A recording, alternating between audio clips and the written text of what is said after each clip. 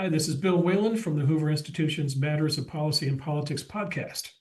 The Hoover Institution is proud to announce two national competitions honoring the life and work of Thomas Sowell, one of the most influential public thinkers of our time. For high school and college students, we invite you to take part in the Thomas Sowell Essay Contest. This is your chance to engage deeply with Sowell's ideas by applying them to pressing issues in society or by reflecting on how his writings have shaped your own view of the world. For creators of all kinds, we're hosting the Multimedia Creator Competition. In a video no longer than 3 minutes, share your bold and thoughtful response to a simple but powerful question. And that question is, what lesson or teaching from Thomas Sowell do Americans most need to learn or remember today? Winners in each category will receive $5,000 plus a paid trip to the Hoover Institution at Stanford University for a special celebration in Dr. Sowell's honor.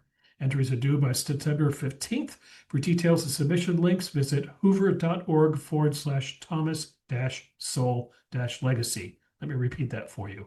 hoover.org/Thomas-Sowell-Legacy. Good luck. Hope to see you at the Hoover Institution. It's Thursday, August 21st, 2025, and you're listening to Matters of Policy and Politics, a Hoover Institution podcast devoted to governance and the balance of power here in America and around the free world. I'm Jonathan Mavrodis of the Hoover Institution. I'm sitting in the chair of Bill Whalen, the Virginia Hobbs Carpenter Distinguished Policy Fellow in Journalism, so that he can answer questions and provide commentary about California policy and politics in which he is well versed. Bill Whalen, in addition to being a Washington Post columnist, writes weekly for Hoover's California on Your Mind web channel. Whalen is joined today by Lee Ohanian, Hoover Institution Senior Fellow and Professor of Economics and Director of the Ettinger Family Program in Macroeconomic Research at the University of California, Los Angeles. Ohanian also writes weekly about the policy environment of the Golden State for California on Your Mind. Hello, gentlemen. How are you both doing today? Good, thanks. Good to see you, fellas. Good to see you both. Our show today will cover three topics. One, the November special election in California. Two, what it means for Newsom and its impact on the 2026 gubernatorial race in the Golden State. First, let's talk about the special election in California. Lee, in your recent column for California on Your Mind, you described Newsom and the state legislature's plan to redraw district lines in response to Texas efforts to do so.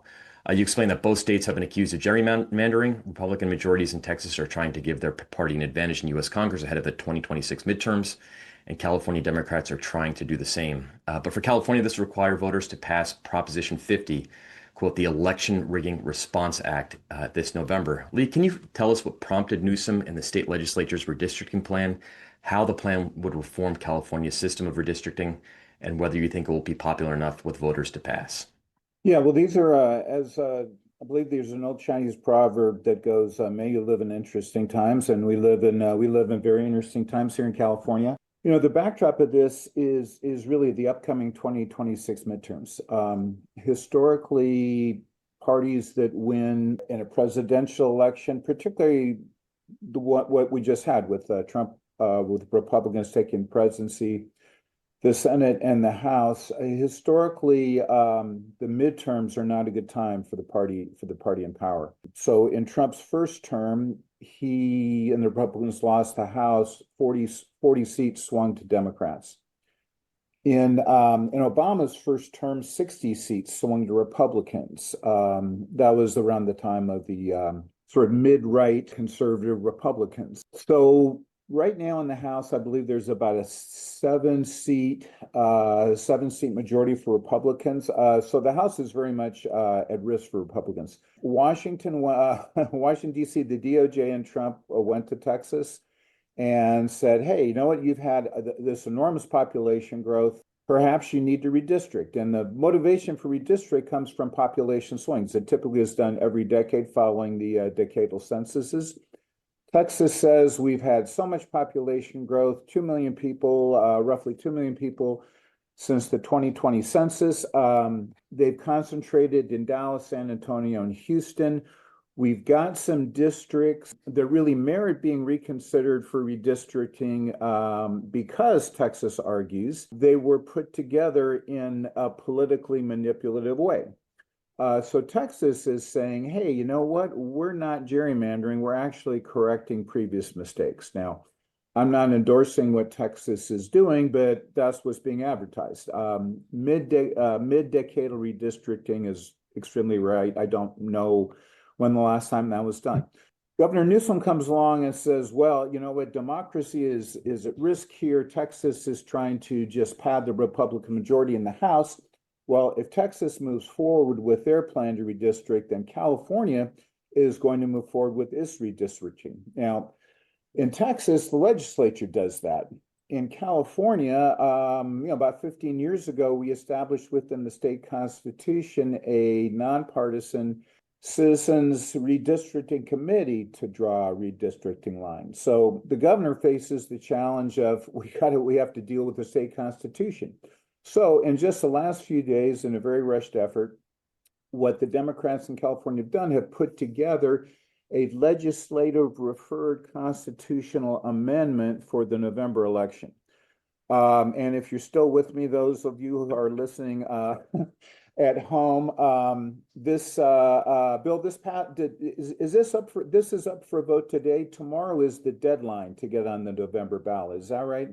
Yeah, so note that we're doing this podcast early on Thursday in California. The legislature will consider it on Thursday. Newsom's expected to sign it on Friday.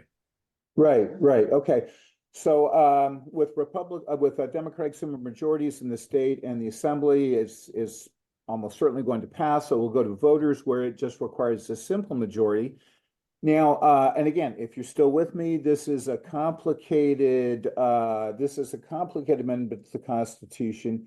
It would change redistricting for the 26, 28, and 30 election cycles, and then go back to the Citizens Redistricting Nonpartisan Commission after 2030. So there's a lot of complications in place. Politico did a poll of California voters. I believe 64%, Bill, you probably know this much better than I do, but I thought it was 64% that said no to the proposed redistricting. But the Democrats in California are advertising this as the need to save democracy. So there's been, if anyone follows Ashley Zavala, she's the NBC affiliate, KCRA in Sacramento. She's an investigative reporter, nonpartisan, great. She's absolutely wonderful. I'd love to follow her.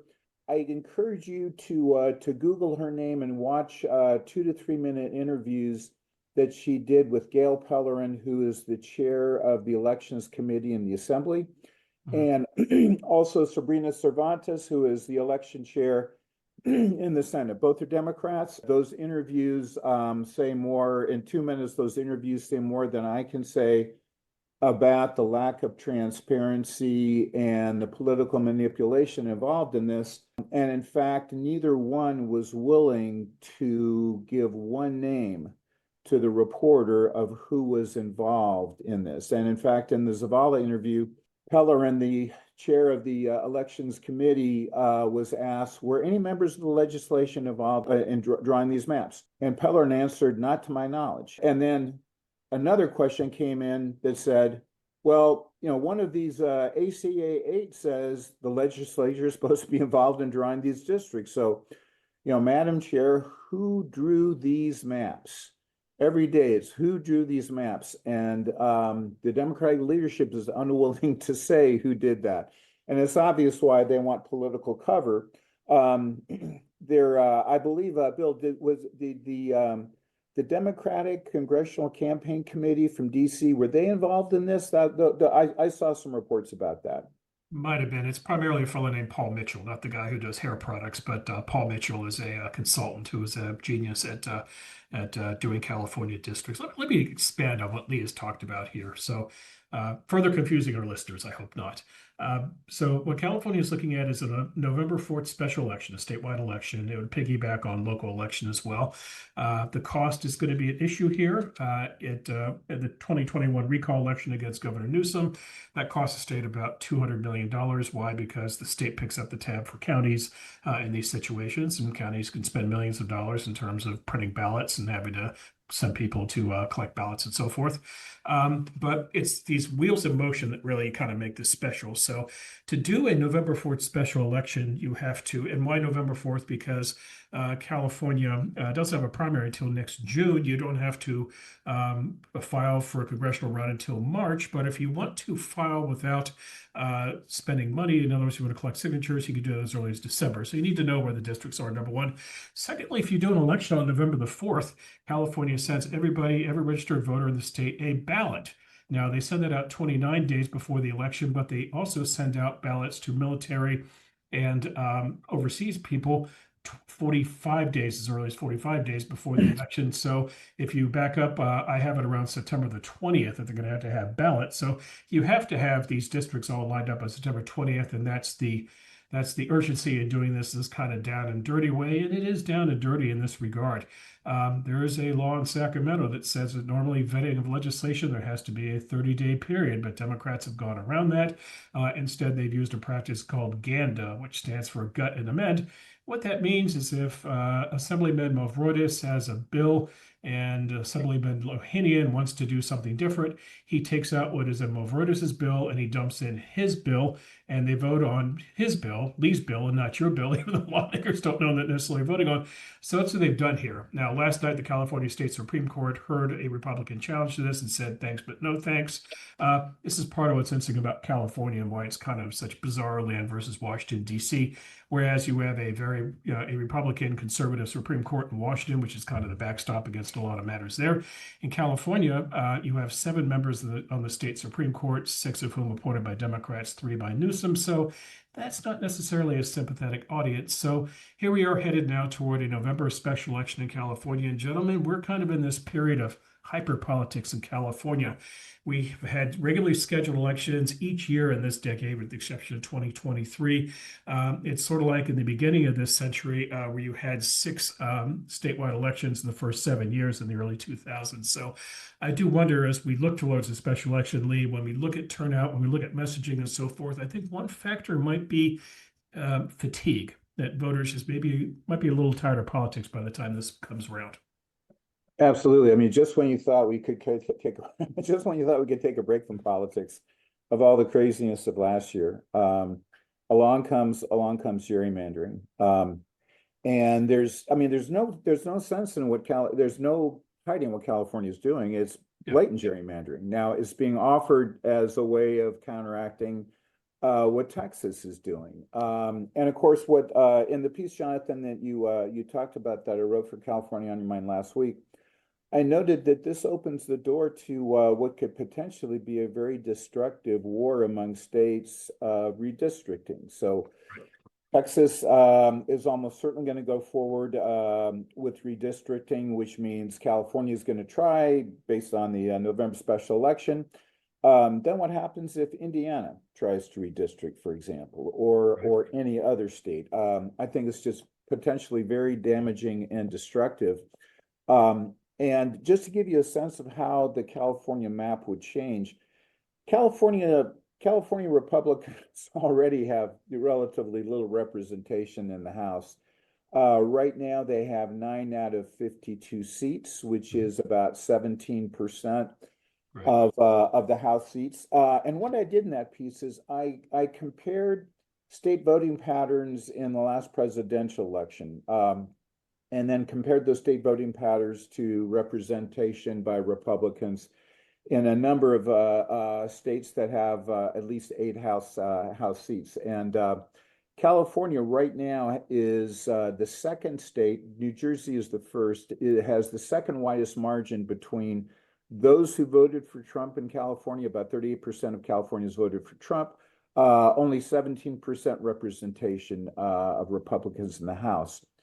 If California does do this, the potential could be only 4 House seats for Republicans out of 52, meaning what is that? That's a little bit under 8% representation.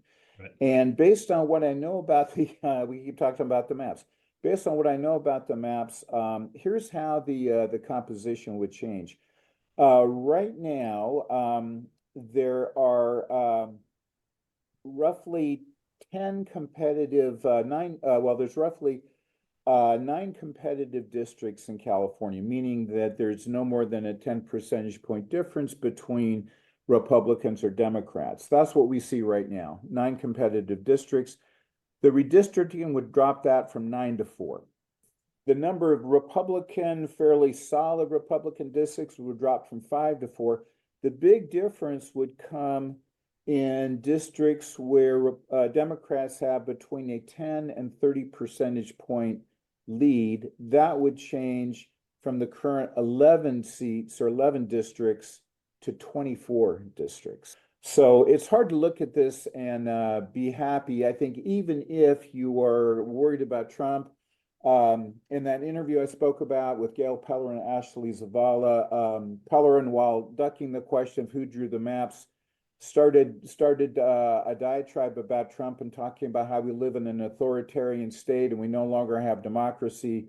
I think even if you think that, I don't think this is healthy. And Bill, I was going to ask you, Governor Newsom is the face of this, at least right now. Governor Schwarzenegger, who was instrumental in the nonpartisan redistricting, the Citizens Commission, he has come out, perhaps not surprisingly, very much against this. I wouldn't put Schwarzenegger in the kind of the same camp as the Trump Republicans. He's from a different era. But Bill, I was going to ask you, what do you think when it comes down to Arnold versus Gavin? That could be very interesting. How do you see that evolving? I love it. The Governator versus the Gavinator. It's an interesting matchup in this regard. So thanks for teeing this up because I did want to talk about messaging. You mentioned that poll that showed the public supporting the independent redistricting commission. I think Politico and the Citron Center did that poll. Newsom's pollster is privately telling people that this special election will pass. It'll sail through. I suspect that's a product of how they're asking the question to voters, which are probably just framing it in very Trumpian terms. Do you approve this to stop Donald Trump dead in his tracks, to stop Donald Trump's attack on California, yada, yada, yada. That probably is a good message, but this question is going to be how exactly the governor's campaign will bring this forward. He has a lot of talents as a politician. He is telegenic. He gives good speeches. He is kind of very good in this gotcha game, which we should talk about a bit as well. But he's not a good salesman necessarily. Ironic for a guy who made money in the wine sales business. If you look at his record going to the ballot, so a few years back, he tried to pass a $15 billion education bond called Prop 13. Granted, people were a little confused because they see Prop 13, they think property taxes in California. But that measure got skunked. Newsom was very much the public face of that measure, and it got pounded. And education bonds rarely fail in California. 2024, Lee and Jonathan, he tried to get a $10 billion homeless measure passed in California, Proposition 1, campaigned for it, made him very much a public face of that. And Lee, you'll remember that thing, it took weeks of vote counting to get that thing over the top in a very democratic state. So putting him as the public face of this measure is risky. I think there's really only one smart tactic, and that is just to run Donald Trump's face constantly in ads, make this about Trump, hope that Trump takes the bait and gets involved in the election. But you've stumbled on something very important here. It's the opposition campaign. So former Speaker Kevin McCarthy has said he'll raise $100 million to kill this. Charlie Munger, he's the Palo Alto physicist. His father is the late legendary Charles Munger of Berkshire Hathaway fame. I think he said he'll chip in another $20 or $30 million. That's $130 million. That's spending money in California politics. And they will run ads. And you're right, Lee, the smartest ad they can run is Arnold Schwarzenegger. Why? Arnold is, he's an anti-Trump Republican, but he's not, virulently anti-Trump. He's about reform and about good government at the end of the day. And he is fired up to go after this because this is a big part of his legacy as governor of California, getting this thing passed. So, you could have a showdown between Arnold and Gavin, and I'm not sure that's a good thing for Gavin, but we'll get to more Gavin here in a moment. It's just, one thing I just want to emphasize here, though, for all we're, complaining about the process here in California, this is a classic example of what's wrong in American politics. It's always a matter of whose ox is gored. If you're a Democrat, you're delighted by the idea of lawfare against Donald Trump. If you're a Republican, you're delighted by the idea of using the Justice Department to go after Adam Schiff now in California. So whose ox gets gored? And in this case, if you're a California Republican, you are outraged and frustrated because you may lose seats. But, Texas Democrats probably feel very much the same way. So welcome to hardball politics, gentlemen. Yeah, welcome to Hardball Politics. In the piece I wrote last week, I noted that the term gerrymandering goes back to 1812. Yeah, So gerrymandering, technically. Gary, Elbridge Gary. gerrymandering. I stand corrected. And it was I believe the governor of Massachusetts who redrew some district lines in Boston Yes. to protect themselves from the Federalists, who were the opposition party at that time. So Jerry or Gary coming from Gary Elbridge, and then the new district that was redrawn looked like a salamander. So we have gerrymandering or gerrymandering, and it's been going on forever. I mean, you look at other states. Illinois, I think in the last election, Illinois, I think 43% voted for Republicans. They only have 17% representation in the House. Massachusetts has no representation for Republicans in the House. 36% voted for Republicans in their House elections, and then New York was 43% voting for Republicans in the House. They only have 27% representation. So this is a country that has a longstanding principle of one person, one vote. And that's been abrogated, substantially over time, and in some states more than others. Michigan is very even. I don't know the details and the history of how that has worked out. But we would end up having California at 48 out of 52 potentially just being really, really off the chart. So very interesting times. This gets going to be very interesting, by the way, by the end of the decade. The Brennan Center, which is a left-leaning think tank in Washington, actually looked at what they think the census might come out as in 2030 in terms of shifting populations. And then they redid the congressional maps around the country. And this is bad news for Democrats as far as national prospects are concerned. What they figured is, under doing their math, they figured Texas would get 4 more seats, Florida would get 3 more seats, and California would lose 4 seats, going down to 48. So that's in the Electoral College, that's a net shift of 11 right now, adding 7 for Republicans and taking away 4 from Democrats. And then they projected what it would mean for a Democrat winning in 2032 under this. And they took Kamala Harris's performance in 2024 and figured she would have to win the lone congressional seat in Nebraska. She would have to pick up Pennsylvania, Michigan, and Wisconsin. And that would only get her to 200. She'd also have to add on Arizona and Nevada. And all of that would just get her barely over the top at 272. So you're the Democrats right now, you're looking in the 2030s at least of having to run the table in the swing states right now. So when you're moving around 4 seats, this helps Democrats, at least in the midterm, and keeping the House. Now, the problem here is that as far as this presidential thing goes, what Newsom has proposed is you don't abolish the Independent Redistricting Commission. You just put it in a hibernation. You put it in a timeout. You put it in sleep mode for 2026, 2028, and 2030. Then you go back to regularly scheduled business, independent redistricting in 2032, and that kind of adds to the cynicism of just doing a timeout on this. So again, just we live in interesting times, Lee. Yeah. Next up, what does this mean for Gavin Newsom? Much has been speculated about Newsom's run for higher office. He's been to South Carolina. He's obviously term limited, and there's no room for him in the Senate with 2 Democrats right in there right now, recently elected.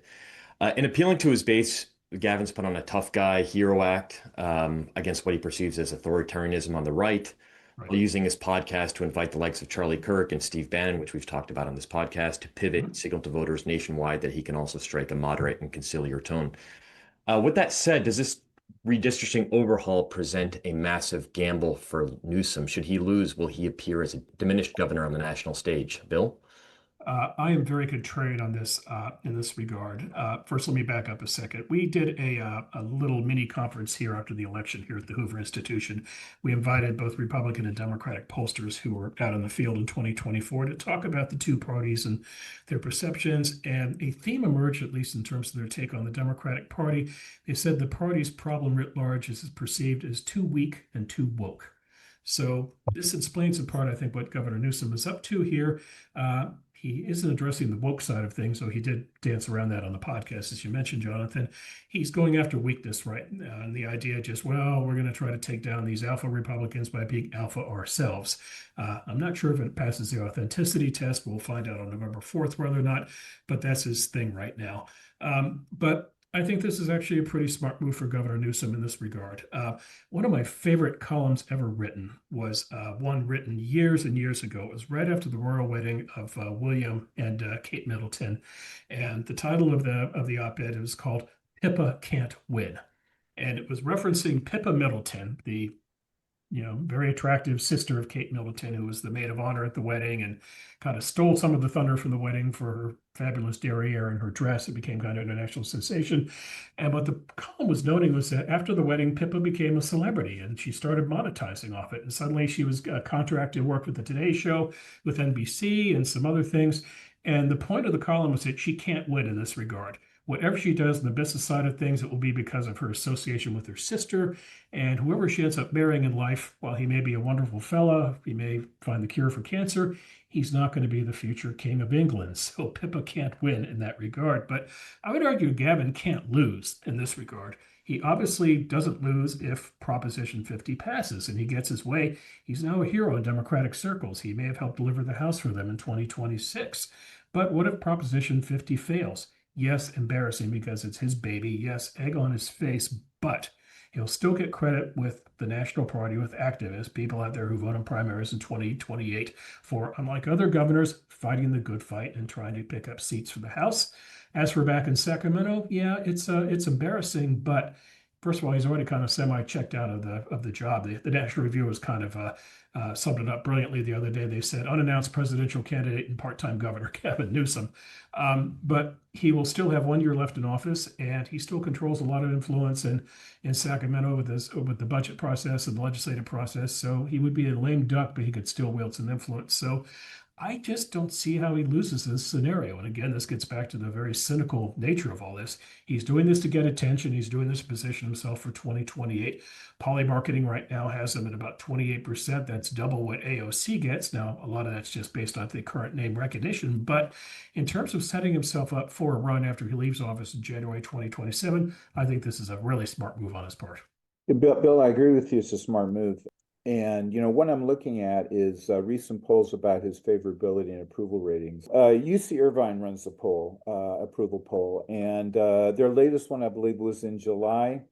59% of those surveyed disapproved of Newsom's job performance. Yep. So just take a moment and think about 59% in the bluest state in the country, perhaps, disapproving of their Democratic governor's performance. However, when asked about his battles with Trump, people had a more favorable impression of him. So Newsom is in his 7th year as governor. We've spoken many times about Newsom's ability and performance to move the state forward, and many others have also been critical of some of his policies. We've gone through many of them in the past. AB 5 was one which made it illegal to be an independent contractor. And that, of course, was followed up by Lyft and Uber fighting that, spending over $100 million to fight that. So the governor is, I think, playing the long game. 2028, his timing is perfect for running for president. And so I think this is what he excels at. He's telegenic. Some of what he says, in my opinion, comes across well to voters because he says it with a lot of commitment. I often worry about the depth and substance of what he talks about. But clearly, people like what he's doing on the left. I think when you think about his future prospects, national politics is a very interesting place right now. Roughly 44% are independents, about 24% are Republicans, about 25% are Democrats. And when you look at last fall's election, virtually no Democrats voted for Trump. Virtually no Republicans voted for Harris. You've got this 44% in the middle that narrowly went for Trump in the last election. So I don't think what Newsom is doing now is going to play all that well to those 44% of independents who at this point don't find identity with either party. If you go back, 50 or 60 years, there were relatively very few independents in the country. Now it's by far the majority. I don't think his tweets that make fun of Trump and that are coming out of this press office, they're all in capitalized letters. They talk like Trump. They end with "thank you for your attention" with 2 or 3 exclamation points.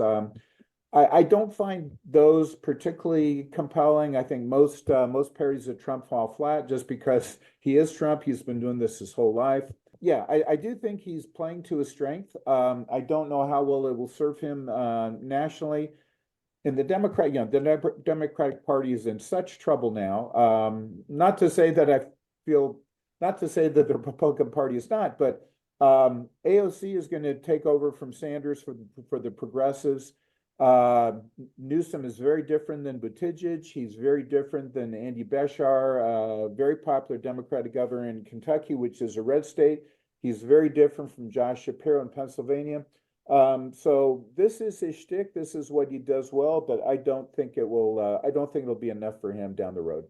A concern for Newsom looking at 2028, Lee and Jonathan, would be one of timing, kind of like a grape, if we want to use Newsom's wine analogy, kind of blushing early, in that he's in peak season right now. He's crushing other 2028 people in terms of attention.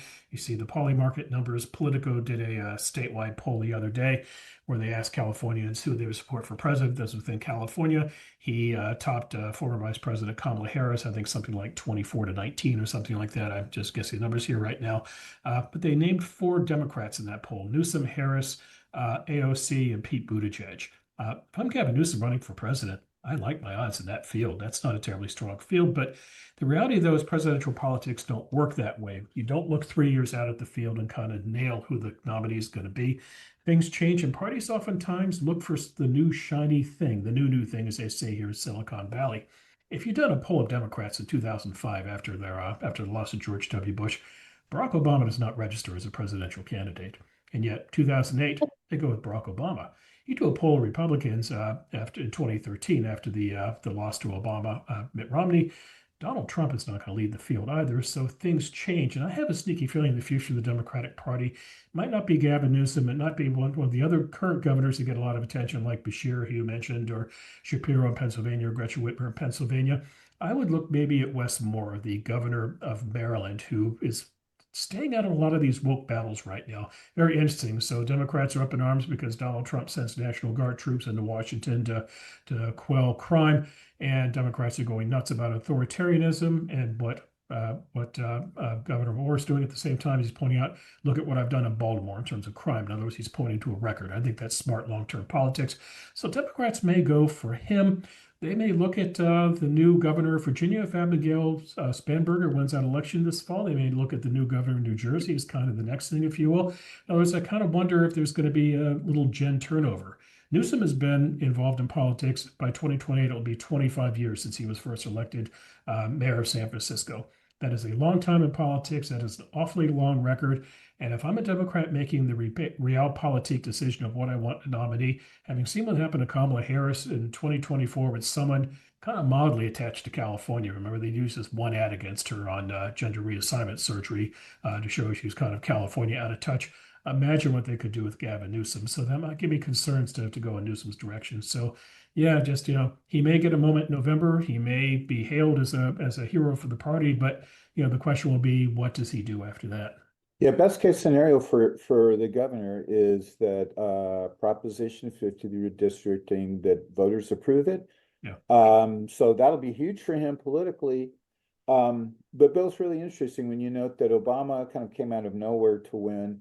Bill Clinton came out of nowhere to win in 1992. Highly prominent politicians such as Al Gore and John Kerry did not win. Kamala Harris did not win despite being vice president. And God, how much was it? How much was spent? I think a little over $1 billion. Wasn't it $1 billion for 107 days?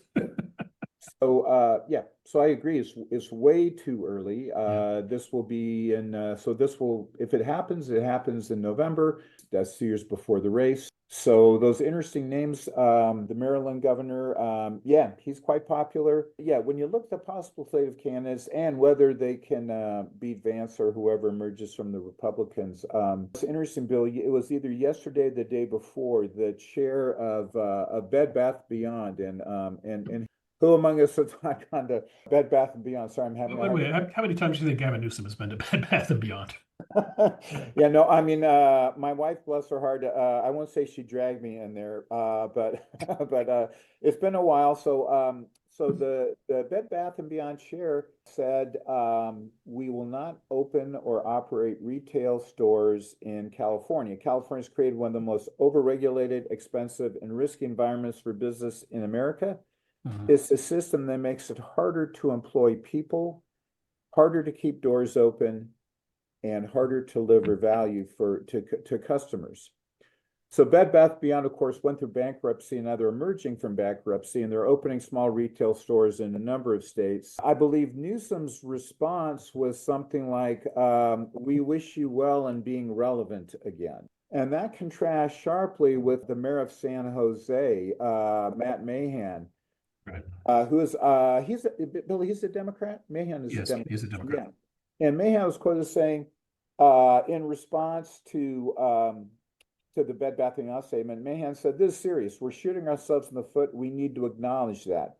San Jose is open for business. We are doing everything we can to make it easier for our employers to succeed." So Right. that's one Democrat versus the governor is saying, we hope you become relevant again. And yeah, statements like that, they just aren't going to play well with the middle. I don't think they will play all that well with almost anyone. The governor gets very bristly when anyone criticizes the state or criticizes his policies.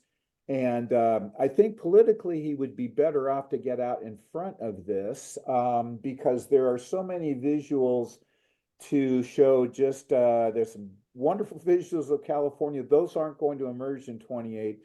There will be visuals of San Francisco in the Tenderloin, Venice, California, and homelessness. It's not going to be a pretty sight, and I think the government would be much better at getting in front of those issues than because those are going to be very, very easy to pin on him. Yeah, here's what they need to think about in terms of messaging. If they want to look at 2028, the fallback position from the governor's office is always California has the fourth world's largest economy. Look how many Fortune 500 companies in California. Look at all the cutting edge stuff. Well, sure, California is a colossus in that regard. It dwarfs other states in terms of economy, in terms of population. But what it can't point to, Lee and Jonathan, is progress. And this is a problem for a presidential candidate, especially a governor. You need to point to X, Y, and Z that happened under your watch while you were governor of your state. And I'm kind of curious as to what Newsom would do, Lee, in terms of if you put it to him saying, okay, give me an example of three great innovative business things you did, three companies that attracted to California, under your 8 years. And, maybe he could come up with three, but just that's not the narrative of California right now. So he's got to find examples of progress, not just talk about quantity, but quality. Yeah, I mean, since so now in the 1980 election, it was Reagan who I won't get the wording exactly right, but it was something like, "Are you better off? Are you better off today than you were 4 years ago?" 4 years ago. So that's been a mantra in politics for 45 years. What the governor often does when criticized is he turns to spending, because we we do spend an awful lot in California, and the state budget has risen somewhere around 50% since he became governor. So that's a very substantial increase. So what he'll say in response to criticism is, well, I've doubled spending on fire protection, and we've increased spending here, we've increased spending there. So that's often what he will say, and those statements are true. But what's not happening is turning that spending into progress, and what's not happening is just the enormous backlog of infrastructure the state needs to make. The governor's gone all in on fighting climate change and banning gasoline cars, which Trump overturned. We're going to need it, tens of billions of investments in our electrical grid. We need billions of investments in water conveyance, water storage, wastewater drainage. We haven't even maintained our existing infrastructure adequately, much less making the needed new investments that the state's going to require going forward. So the governor points to spending as a measure of success, but finding tangible results of that is difficult. He talked about a Marshall Plan for housing. Housing permits are really not an awful lot different than they were when he took office. He talked about the inhumanity of homelessness. He made a very powerful, moving speech about that, I believe, in his 2020 State of the State address. Homelessness has risen. What he says in response to that is that in percentage terms, it's not rising as much as in other states. And again, I just don't think that's going to play well with that 44% in the middle. It will, and that's would be another challenge for him running national office. He is sort of developing a reputation, a narrative. You see it in more and more stories now. He's a guy who likes to talk really big ideas. You mentioned homelessness, housing, climate change, but he doesn't follow through on the ideas. It's the execution. They always fall short. They go away. This is a governor not too long ago wanted a constitutional amendment on gun control. What happened to that? I think he wanted a constitutional amendment on abortion. What happened to that? So he loves big ideas. He likes to get the attention for them, but he doesn't follow through on them. So, to be continued. Yeah, many big ideas. I sometimes think about what would have happened if he had just taken one of those big ideas, whether it was housing or homelessness or improving California's K through 12 system, which is, in my opinion, not serving our kids well.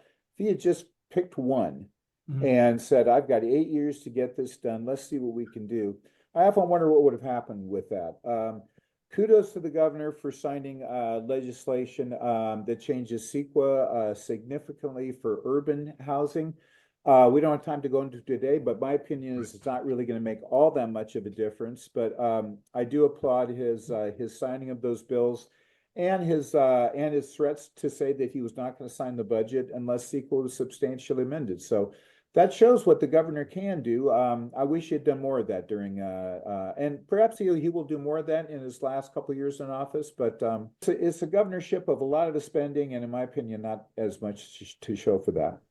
One final thought, just before we switch and talk about the 2026 race, is the quid pro quo of all this. So in politics, you do a favor for somebody, you want a favor in return.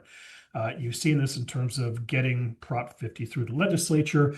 One of the districts that gets redesigned is District 1. This is a very Republican district. Doug LaMalfa is the Republican incumbent. This goes from a very Republican district to a very Democratic district. And why is that? Well, that's because Mike McGuire, who is the Senate President pro tem, he wants to run in that district. And so they redesigned it to incorporate his area. So that's a quid pro quo. But what I'm concerned about is the people putting the money behind this campaign for the governor. He's going to get some very wealthy individuals. I think one fellow down in Los Angeles has already chipped in a couple $1 million. But you look at the governor's press conference the other day, it's the usual suspects. It's SEIU. It's the teachers union. It's all the people, all the public employees who get behind the governor. They're going to give him money. They're going to want something in return. So that's going to be one of the narratives in 2026. If this thing does go through, what is the quo for the quid? Yeah, what is the quote for the quid? And yeah, Bill, I don't think that was good visual. I mean, we look at this stuff closely. Most voters don't have the time to do that as much as we do. But the SEIU and teachers unions aren't there for the principle of fighting democracy. In my opinion, they're there because the status quo leadership is very favorable for the SEIU and for teachers unions, and they do not want to get the apple cart upset. Bill, there was an interesting article run by the Chronicle, San Francisco Chronicle, which is not a conservative newspaper. The title of the article was "How Fair Newsom's Proposed California Congressional Districts." We take a closer look. They're quite critical of this plan. So I don't know what the LA Times has come out with. But Newsom is getting the message that this is going to sail through. It has a chance if it's completely pinned on Trump, and as you say, just show the face of Trump in every possible ad and run on that and only that. Because I think if they run on anything else, it'll be a losing proposition for them. Gentlemen, this brings us to our third and final segment of the podcast today, and that is Proposition 50's possible impact on the 2026 gubernatorial race. The race has shifted ground. Kamala Harris decided not to run earlier this month, and Lieutenant Governor Eleni Kounalakis has bailed from the race, choosing to run for state treasurer instead. That leaves former Congressman Katie Porter of Irvine as the nominal front runner. Gentlemen, the question is this: what happens to Democratic messaging if Proposition 50 fails? Will Democrats continue to focus on national politics or hone in on issues of housing and crime. Bill, does this open an advantage for moderates like LA businessman Rick Caruso, who you recently interviewed on Goodfellas, which was a great interview, by the way, who seems to be a champion of quality of life issues? Yeah, thank you for mentioning Caruso because he may run for mayor of Los Angeles next year. He may run for governor. We don't know. But if he runs for governor, he is a Democrat, but he's a Democrat by way of having been an independent and before that a Republican. And there are a handful of Democrats already running. So I don't think strategy dictates that he tries to out-Democrat the Democrats. He's going to have to build a different coalition of Democrats, but also independents and maybe a few Republicans, a problem-solving caucus, if you will. So my theory is this: if Prop 50 goes down, it might be a combination of Arnold Schwarzenegger, maybe a little toxic Gavin Newsom. Just maybe people think this is a bit too much, liking the independent commission, turnout, and so forth. But it might cause Democratic candidates to kind of reconsider just the abject Trump bashing, that there are other things going on in California besides Donald Trump. And they should have gotten a whiff of this in the 2024 election. Proposition 36, the anti-crime measure. It won in every county across California. That rarely happens for a ballot initiative. It was opposed by Governor Newsom. He and the legislature tried to make an end run around it by passing bills. And the legislature is supposedly the same, but not the same. That's a message if I'm Democrats, and I need to wake up and pay more attention to salient concerns. So that's a limit of Trump bashing. But as we look at the 2026 field, two things stand out. One, this is a very different election compared to the last two governor's races in this regard. Katie Porter, if you look at early polling, she's the front runner. It's 18%, though. It is hardly lapping the field. It's hardly dominant. If you take the two Republicans running against her, Steve Hilton, the former Fox News commentator, and Chad Bianco, he's the Riverside County Sheriff, they combined get about 19%. I think Hilton gets 14% of that. So right now would be a Porter Hilton runoff, if you will. Caruso maybe changes the math on that, but we'll see how Porter does with this if she holds up as the front runner. So just very curious in that regard. But it's the public's not paying attention to the 2026 race right now, and that's in part because the special election steps on it. But I'll be curious to see how these Democrats do talk about the state of California moving forward. They'll be nice to Governor Newsom. They're not going to throw him under the bus or criticize, just as Newsom didn't criticize Jerry Brown. But there are a lot of things they need to, address in terms of the soft underbelly of California, because, as Lee mentioned, Newsom's numbers aren't great. And I can tell you, from having looked at polls in California for the past 15 years, the state is constantly on the wrong track when it comes to that question of voters of right track, wrong track. People think there's something off here. So let's see if Democrats at least acknowledge that something is off. Yeah, the interesting for the 26 gubernatorial race. Katie Porter is in the lead, and she ran for U.S. Senate against Schiff and Steve Garvey and some others. She didn't really get any traction in that race at all. It ended up being a runoff between Garvey and Schiff. Schiff winning very easily. What strikes me interesting, Bill, about California politics is that it is such a supermajority state. That within the state's Democratic Party, the leaders of the Democratic Party can just do an awful lot of things almost with predetermination. Years ago, Kamala Harris, Gavin Newsom were the rising stars. Kamala slated into the Senate. Newsom went into lieutenant governor and then governor. So Porter lost, in my opinion, because Schiff had an awful lot of money. He had Pelosi's endorsement, as I recall. So there's just it's interesting because there's a handful of people in the state Democratic Party. Willie Brown is one of them, and I found it surprising. You're much more deeply into state politics than I am, but I found it surprising that Brown essentially said before Harris chose not to run, he said that I parsed from his statement, I like Rick Caruso. I don't think this is the right job for Kamala. I found that so striking because he is a Democrat, but he's not considered inside the fold Democrat. He was in the LA election for mayor, which Karen Bass won, and many people now, I suspect, wish they had voted for Caruso because he was in the Palisades when it was burning. She was in the country of Ghana. Hillary Clinton. Joe Biden, Barack Obama, all campaigned for Karen Bass, and I think one reason because is that she's been a lifelong, very, very true Democrat, and Caruso has not been. But I found those words from Willie Brown, who is Willie likes being around money. So to clarify that, there's a very funny story that I'll tell you when the podcast is over about that, because I don't want to slander him, but the very funny story nonetheless. But we will see exactly. One thing that does stand out here is Kamala Harris, and just really kind of what weak genes she has in California. So she carries the state, obviously, in the presidential election.